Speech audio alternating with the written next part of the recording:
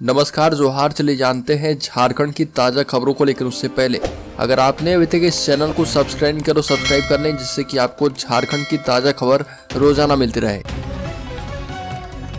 सबसे पहली बड़ी खबर, धनबाद में कोयले का काला कारोबार, 1600 करोड़ का माल बेचकर चंपत हो गई 45 कंपनियां। कोयले के अवैध धंधे में सेल कंपनियां शामिल है और ये जीएसटी भी चुराती है। वाणिज्य कर विभाग की सक्रियता से मामले का खुलासा हुआ है। इन कंपनियों ने करीब 1600 करोड़ का कोयला बेचा, लेकिन इसका रिटर्न फाइल नहीं किया। जांच के बाद 45 सेल कंपनियों के नाम सामने आए हैं। विभागीय अधिकारियों ने इनके पते पर खोजबीन करवाई तो सभी कंपनियां गायब मिली। जानकारी के मुताबिक ऐसे व्यावसायिक प्रतिष्ठानों का भौतिक सत्यापन अप्रैल 2023 से विभाग कर रहा और 5 माह से तलाश भी जारी है। इन पर टैक्स करीब 150 करोड़ का बकाया है। झारखंड कांग्रेस प्रदेश अध्यक्ष राजेश ठाकुर ने किया राज्यसभा सांसद मनोज झा के बयान का समर्थन। कहा कि कविता का भाव समझने की जगह राजनीति की जा रही है। राज्यसभा सांसद मनोज झा की कविता से सियासी दलों में बयानबाजी का दौर शुरू हो गया है। वहीं झारखंड कांग्रेस के प्रदेश अध्यक्ष राजेश ठाकुर सांसद के समर्थन में आगे आए और कहा कि लोग भाव को समझने की जगह राजनीति कर रहे। संसद के विशेष सत्र में महिला आरक्षण बिल पर चर्चा के दौरान राष्ट्रीय जनता दल से राज्यसभा सांसद सह प्रोफेसर मनोज झा ने ओम प्रकाश वाल्मीकि द्वारा लिखी कविता ठाकुर का कुआं का उल्लेख किया था और सांसद की इस कविता के बाद सियासत गर्मा गई थी। राजेश ठाकुर ने इस पर कहा कि जिन लोगों के नाम में ठाकुर शब्द नहीं जुड़ा है वो आज आपत्ति जता रहे। ये भी कहा कि मेरे नाम में ठाकुर जुड़ा है, मुझे कोई आपत्ति नहीं है। कांग्रेस प्रदेश अध्यक्ष ने कहा कि अगर मनोज झा ने कुछ गलत कहा होता तो सबसे पहले मैं विरोध करता, क्योंकि मेरे नाम के साथ ही ठाकुर जुड़ा हुआ है। एक बार झारखंड के गिरिडीह में पुलिस इंस्पेक्टर का रीडर 5000 रुपए रिश्वत लेते हुए अरेस्ट। एसीबी के दबोचते ही हो गया बेहोश। राज्य के गिरिडीह जिले के बेंगाबाद थाना में इंस्पेक्टर के रीडर की जिम्मेदारी संभाल रहे सिपाही दीपक कुमार को ACB anti corruption bureau Dhanbad की टीम ने देर शाम 5000 रुपए रिश्वत लेते हुए रंगे हाथ धर दबोचा। दीपक कुमार को रिश्वत की रकम देने एक महिला एवं एक युवक बुलेट से थाना पहुंचे थे। एसीबी के हाथ लगते ही दीपक कुमार की तबीयत बिगड़ गई। स्थिति को देखते हुए 5 गाड़ी से आई एसीबी की टीम परेशान हो गई। एसीबी की टीम उसे इलाज के लिए बेंगाबाद के सरकारी अस्पताल ले गई और प्राथमिक उपचार के बाद दीपक को गिरिडीह सदर अस्पताल रेफर कर दिया गया। जानकारी मिली कि एक साइबर अपराध के मामले में डायरी में मदद के नाम पर दीपक कुमार को 5000 रुपए रिश्वत देने महिला एवं पुरुष थाने पहुंचे थे।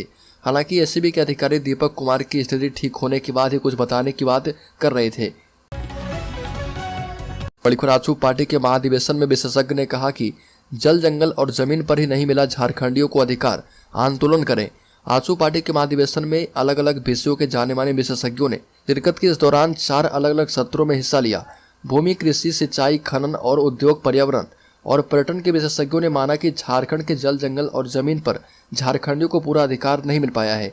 झारखंड बने 22 वर्ष हो गए, लेकिन राज्य सही दिशा में नहीं जा रहा। अमेरिका से आए डॉक्टर अविनाश गुप्ता, उनकी पत्नी गीता गुप्ता भी महाधिवेशन में शामिल हुए और डॉक्टर अविनाश ने कहा कि झारखंड में कुपोषण एक बड़ी समस्या है। पहले आमतौर पर कुछ बीमारियों के बारे में यह माना जाता था कि यह शहरी कल्चर की देन है, पर यह स्थिति बदल गई है। गाँव में भी अब बीपी, शुगर के मरीज तेजी से बढ़ रहे, इसलिए आवश्यक है कि राज्य के गाँव में स्वास्थ्य की व्यवस्था को मजबूत किया जाए। एक बार झारखंड में पार्टी सम्मेलन में हेमंत सरकार पर जमकर बरसे सुरेश महतो। खतियान आधारित स्थानीयता पर साजिश का लगाया आरोप। पार्टी के 3 दिवसीय महाधिवेशन को संबोधित करते हुए आजसू के पार्टी के केंद्रीय अध्यक्ष सुरेश महतो ने हेमंत सरकार पर खतियान आधारित स्थानीयता के नाम पर षड्यंत्र करने का आरोप लगाया। सुरेश महतो ने कहा कि वर्तमान सरकार ने खतियान आधारित स्थानीयता के नाम पर षड्यंत्र किया है। खतियान आधारित स्थानीयता नीति झारखंड के मूलवासियों एवं आदिवासियों का सिर्फ एक मांग पत्र नहीं है और ये हमारे पूर्वजों का सपना है। सुरेश महतो ने अपने संबोधन में कहा कि आजसू पार्टी खतियान आधारित स्थानीयता नीति को लेकर वैधानिक ढांचों के अंतर्गत तब तक ईमानदारी से लड़ती रहेगी जब तक इसे हासिल नहीं कर लिया जाता। ये भी कहा कि सदन में सरकार कहती है कि कानूनी रूप से खतियान आधारित स्थानीयता नीति संभव नहीं है, लेकिन सड़कों पर बड़े बड़े पोस्टर चिपकाती है और कहती है कि राज्य के मूलवासी आदिवासी को 1932 खतियान आधारित स्थानीयता नीति दे दी है। झारखंड में लिथियम का भंडार मिला, देश के इलेक्ट्रिक व्हीकल उद्योग को मिलेगा मजबूत आधार। झारखंड के कोडरमा और गिरिडीह की धरती से निकलने वाले अभ्रक की चमक कभी पूरी दुनिया तक पहुंचती थी। अब इंटरनेशनल मार्केट में ना तो अभ्रक की डिमांड रही और ना ही उसकी खदानें बची है, लेकिन इसी धरती के भीतर खोजे गए बेशकीमती खनिज लिथियम के बड़े भंडार ने देश में बैटरी आधारित इलेक्ट्रिक वाहन उद्योग के लिए अपार संभावनाएं जगाई है। National mineral exploration trust (NMET) ने भूतात्विक सर्वेक्षण में पाया कि कोडरमा और गिरिडीह में लिथियम के अलावा कई दुर्लभ खनिजों का बड़ा भंडार है।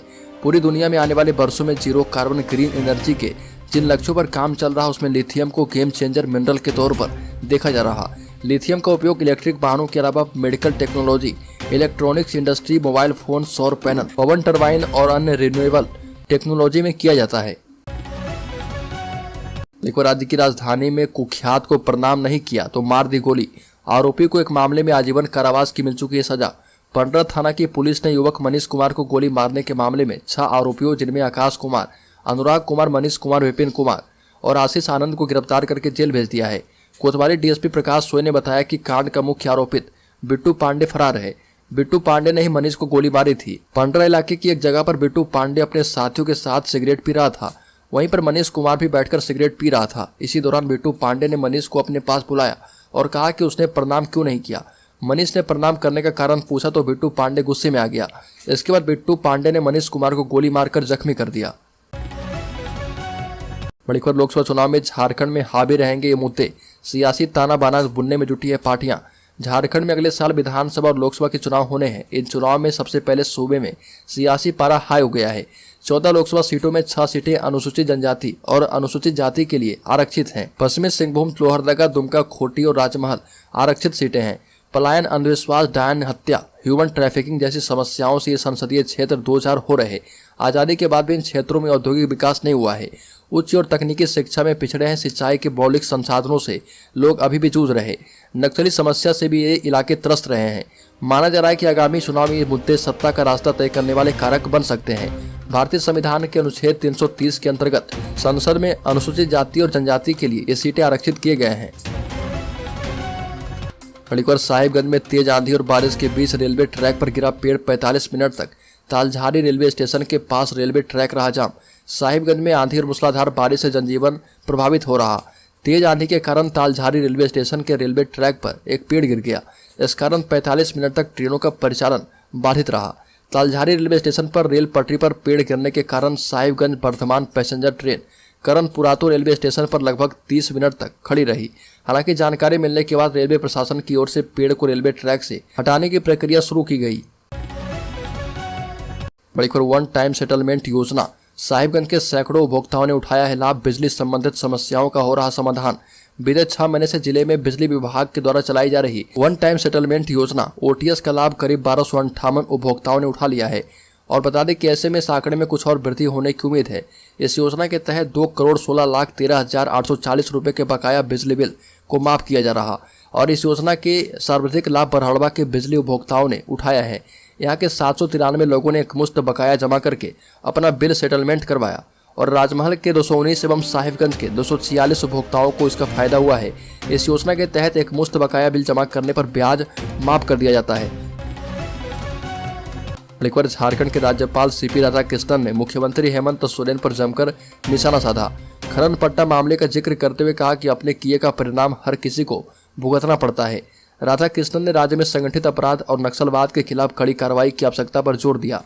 साथ ही आपराधिक गिरोहों के जेल से काम करने और नक्सलियों के द्वारा सुरक्षा कर्मियों की हत्या किए जाने पर कड़ी नाराजगी जताई। राज्यपाल ने मुख्यमंत्री हेमंत सोरेन से जुड़े अवैध खनन मामले पर कहा कि यह मुद्दा गंभीर है, इस पर जल्दबाजी में कुछ भी नहीं कह सकते। यह भी कहा कि किसी को भी अपने कामों के लिए परिणाम भुगतने के लिए तैयार रहना चाहिए। एक बार झारखंड में जेबीकेएसएस की बैठक में पार्टी की मजबूती पर चर्चा तेज। जयराम महतो की पार्टी जेबीकेएसएस अब और भी मजबूत होने वाली है। इसको लेकर लगातार बैठकें की जा रही है। कोडरमा के चंदमारा प्रखंड के सांस्कृतिक भवन में जेबीकेएसएस पार्टी की बैठक की गई और बैठक में पार्टी की मजबूती को लेकर चर्चा की गई। इस दौरान कृष्णा यादव ने कहा कि हेमंत सोरेन की सरकार ने झारखंड की जनता को ठगने का काम किया है। बैठक की अध्यक्षता मनोज पासवान और संचालन रामदेव यादव ने किया। बैठक में मुख्य रूप से छात्र नेता मनोज यादव, रविशंकर प्रसाद उपस्थित थे। बता दें कि 8 अक्टूबर को चौपारण में जयराम महतो की सभा भी है और कार्यकर्ताओं ने इसको लेकर बहुत ही बड़ी तैयारी की है।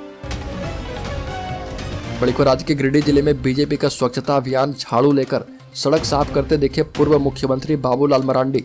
प्रधानमंत्री मोदी के द्वारा चलाए गए देशव्यापी स्वच्छता अभियान के तहत गिरिडीह जिले में भी भाजपा ने विशेष स्वच्छता अभियान चलवाया और इस अभियान का नेतृत्व पूर्व मुख्यमंत्री सह भाजपा के प्रदेश अध्यक्ष बाबूलाल मरांडी ने किया। स्वच्छता अभियान के दौरान बाबूलाल मरांडी समेत तमाम भाजपा के नेता हाथों में झाड़ू लिए सड़क की सफाई करते दिखे और मरांडी ने बताया कि भाजपा की ओर से 25 सितंबर से 2 अक्टूबर तक स्वच्छता पखवाड़ा का आयोजन किया जा रहा, जिसके तहत अलग अलग कार्यक्रम का आयोजन किया जा रहा। राज्य के पूर्व मुख्यमंत्री बाबूलाल ने कहा कि स्वच्छ भारत अभियान के सफलता को लेकर देश के हर नागरिक को अपना योगदान देने की आवश्यकता है। जमशेदपुर पुलिस ने किया लूटकांड का खुलासा। स्पेशल 26 फिल्म की तर्ज पर लूट को अंजाम देने वाले 4 अपराधी गिरफ्तार किए गए। जमशेदपुर शहर के सुंदरनगर थाना के जोंदरा गोड़ा निवासी एम मेरी के घर में इनकम टैक्स अफसर बनकर लूट की घटना को कुछ दिनों पहले अपराधियों ने अंजाम दिया था। जमशेदपुर पुलिस ने लूटकांड का खुलासा कर दिया है। पुलिस ने लूटकांड को अंजाम देने वाले 4 आरोपियों को गिरफ्तार कर लिया है। गिरफ्तार आरोपियों में सरायकेला जिला के तितरबेला निवासी अजय पूर्ति, पश्चिमी सिंहभूम के जगन्नाथपुर निवासी इवासी कांडे तिरिया, कमलेश तिरिया और मुसाबनी निवासी प्रमिला पूर्ति शामिल है। एसएसपी कौशल किशोर ने प्रेस कॉन्फ्रेंस करके विस्तार से ये जानकारी दी है और खुलासा करते हुए एसएसपी किशोर कौशल ने बताया कि घटना में अन्य कई अपराधी शामिल थे, लेकिन फिलहाल पुलिस ने 4 आरोपियों को गिरफ्तार किया है। तारा शाहदेव को प्रतिबंधित मांस खिलाता था रकीबुल हुसैन। पूर्व नेशनल शूटर तारा शाहदेव मामले में सीबीआई की ओर से दायर चार्जशीट में कहा गया है कि रंजीत सिंह कोहली और रकीबुल हसन ने साजिश के तहत तारा से शादी की और शादी मां कौशल रानी और झारखंड हाईकोर्ट के पूर्व रजिस्ट्रार मुश्ताक अहमद की उपस्थिति में तारा शाहदेव से वास्तविक धर्म छिपाते हुए हिंदू रीति रिवाज के मुताबिक 7 जुलाई 2015 को की गई थी। अगले दिन 8 जुलाई 2015 को दोनों की निकाह पढ़ाने की कोशिश की गई। निकाह पढ़ाने के समय झारखंड हाईकोर्ट के पूर्व रजिस्ट्रार मुश्ताक अहमद भी मौजूद थे। मेहर की रकम भी उन्होंने दी और शादी के 4-5 दिन के बाद मुश्ताक अहमद के घर पर इफ्तार पार्टी में तारा शाहदेव को जबरन प्रतिबंधित मांस खिलाया गया। साथ ही हिंदू धर्म के बारे में अनाप शनाप बोलने के लिए कहा गया। रकीबुल हसन का विरोध करने पर तारा शाहदेव को कमरे में बंद कर मारपीट किया जाता था। तारा शाहदेव को प्रताड़ित करने के मामले में हिंद पीड़ित थाना में रंजीत कोहली उर्फ रकीबुल हसन और उसकी मां कौशल रानी के खिलाफ 19 अगस्त 2014 को मामला दर्ज करवाया गया था। 1932 विरोधी मंच के द्वारा 1932 नियोजन नीति एवं स्थानीयता के विरोध में 11,000 लोगों के हस्ताक्षर युक्त मांग पत्र राज्यपाल को सौंपे जाएंगे। उक्त जानकारी मंच के संयोजक सागर तिवारी ने प्रेस वार्ता में पत्रकारों को दी है और कहा कि इस नीति से पूरे झारखंड में गृहयुद्ध की संभावना बन जाएगी। बिहारी, बंगाली, सिख, मुसलमान या फिर अन्य लोगों का क्या होगा जिनकी कई पीढ़ियां यहाँ पर रह रही है। इनको बाहरी बोला जाता है। यह राजनीतिक साजिश है जिसका उद्देश्य राज्य में अशांति फैलाना है और झारखंड में मणिपुर जैसे हालात पैदा करना है। 1932 खतियान को यदि स्थानीयता का आधार बनाया जाता है तो कई आदिवासी परिवार के पास भी 1932 का खतियान नहीं है। सागर कुमार ने कहा कि 1932 का समर्थन सिर्फ एक विशेष समुदाय के लोग ही कर रहे, जिसका समर्थन कोई नहीं कर रहा। पूरा झारखंड 1932 पर एक नहीं है। इसलिए 1932 विरोधी मंच ने निर्णय किया है कि इस मुद्दे को लेकर 11,000 लोगों के हस्ताक्षर युक्त पत्र के माध्यम से राज्य के राज्यपाल, मुख्यमंत्री एवं देश के प्रधानमंत्री को इस मुद्दे से अवगत करवाया जाएगा।